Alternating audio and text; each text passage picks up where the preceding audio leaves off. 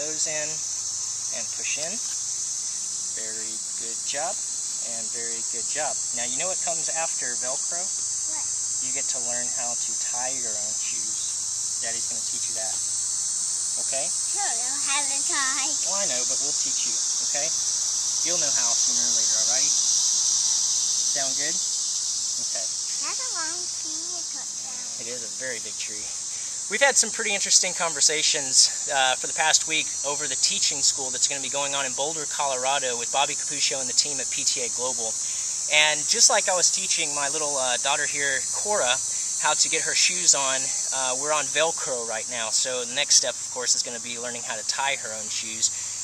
There's a certain system and a certain way that we're able to communicate information.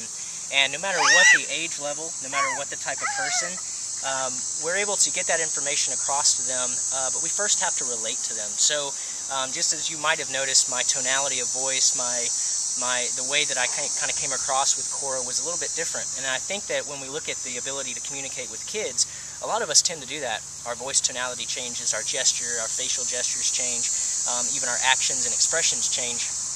But we're able to get across information for them to be able to learn.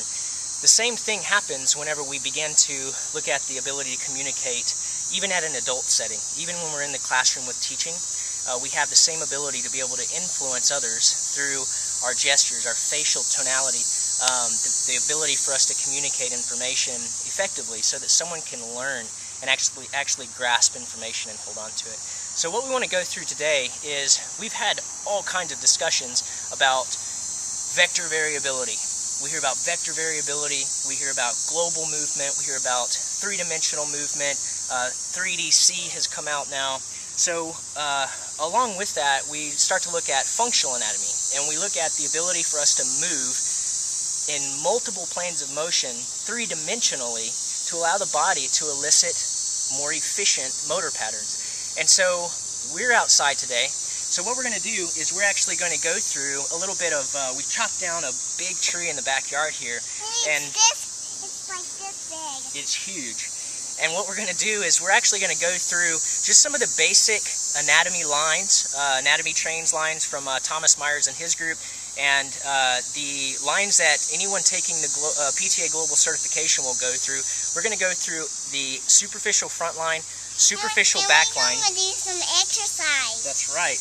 Superficial back line. We're going to do functional lines, and we're also going to talk about lateral lines. So just real briefly before we get into some demonstrations, superficial front line is actually going to encompass the front of our body.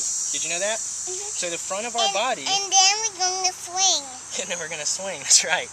The front of our body, all these lines do is upregulate energy into our system, into our body, to elicit better movement and better motor patterns. Now, vector variability just gets into how are we influencing the body via energy. So how are we bringing energy into the body in order for the body to load potential energy, and release that energy to have an efficient movement or motor pattern. So superficial front line is going to be, of course, the front of the body.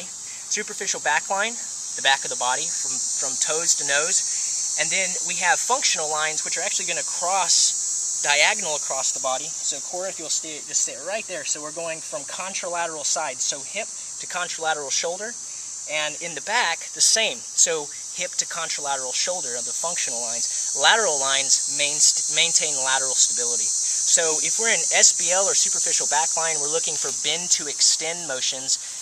Superficial front line is just a synergy. It's just a synergistic line that's going to counterbalance the superficial back line.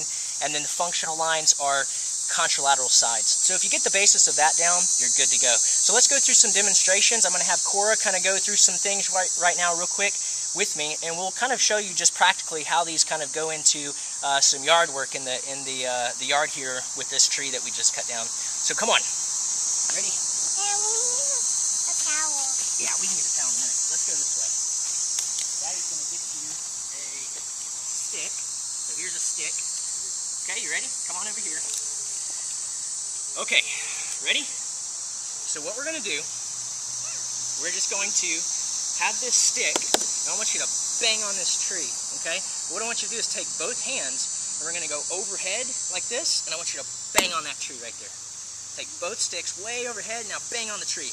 Good job, yeah, all right. So as Cora's going up overhead, she's loading potential energy, and then we're gonna go down and she's gonna unload. And what you'll see is Cora's bending towards you a little bit, so she's releasing that energy. So go ahead, have a couple of smacks. Be very careful, keep on going. Let's get 2 more. There's 1, and last 1, 2, excellent. So if we looked at Cora going through that same motor pattern from the side, if Cora had that stick in her hand, and she's gonna hold onto it both hands, and we're gonna go overhead. We're loading potential energy, gonna zip right up the front of her, body here, the anterior portion of her body. We have superficial front line upregulating. Superficial back line is tightening up, contracting, and then we're gonna have an unload. And what you'll notice is as Cora comes down, she unloads and superficial back line upregulates. Okay, so we have a bend to extend synergistic relationship there. Very good. Okay, what I want you to do now, we're gonna do something a little bit different. So now we're going to look at functional lines coming across the body from shoulder to contralateral hip. So as Cora comes up, she's going to come to the side, and you'll see that already we're uploading this functional line from contralateral shoulder across to hip, and then Cora's going to come down and whack that tree. So come to the side, and now whack that tree. Good job. Let's go 2 more. And whack that tree, and 1 more, and whack that tree. Now the same thing, whoa, watch out.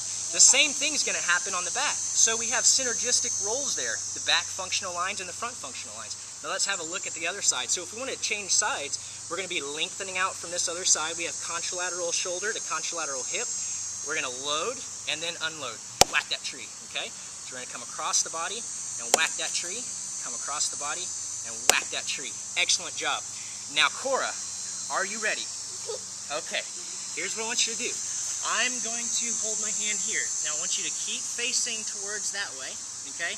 Now you're going to run sideways. Now whenever you're running sideways, all I want you to do is take your feet and we're going to shuffle, and you're going to touch the tree and then shuffle the other way and touch Daddy's hand, okay? You ready? So go. So you're going to touch the tree. Good. Now shuffle and touch Daddy's hand. Yay! Now go back and do the same thing. Now touch the tree. Boom! Now touch Daddy's hand. You got it. Keep on going. 1 more time. So we have lateral movement. Good job. 1 more time. Accelerating in, decelerating, and coming back out.